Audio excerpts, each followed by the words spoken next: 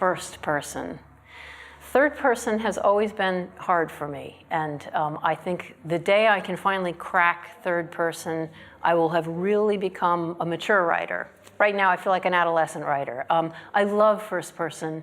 It's so easy to describe a person's personality by making them say things, by having them look out through their eyes. You really get to know the interior of their brain, and it's so easy. I can't understand it when writers say they have a hard time with it, because the world does seem to divide into writers who prefer either first person or third person, and I'm definitely in the first person camp.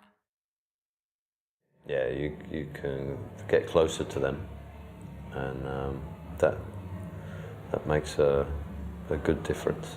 You do see through their eyes. It's maddening because you take on all their troubles and stuff as well, and so personally it can drive you crazy. But I don't know. You don't become them. So well, I'll tell you this: Vernon says a lot of things that I would never say in life.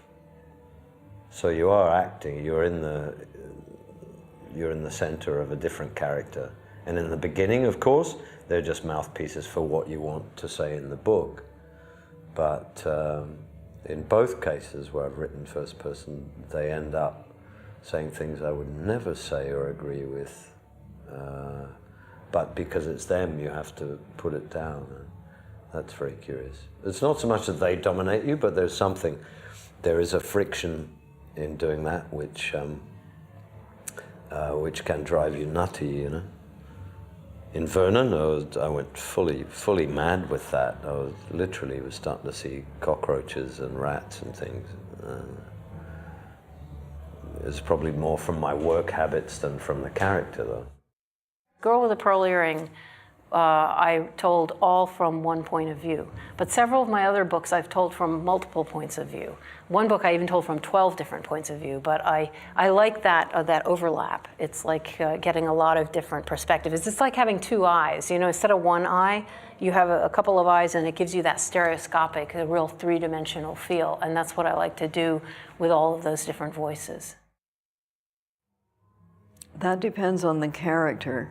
The relation of the character to the narrator, and the relation of the narrator to the audience. How shall I describe that? There's always a voice in a book, and that voice is always speaking to somebody. So whose voice is it going to be? Are we going to have somebody who calls themselves I? And are we going to be listening to that person? Is it going to be like George Eliot addressing the reader and telling us all sorts of secret things that the characters don't know? Is it going to be a third-person I in which we know everything the character knows, but we're hearing it in the third person? Is it going to be the second person, an epistolatory form, as in the 18th century? Is it going to be a novel composed of letters? If somebody did that today, people would think it was new. But in fact, there are very few new narrative stratagems. In fact, I can't think of any myself. They've all been used by somebody at some point, sometime.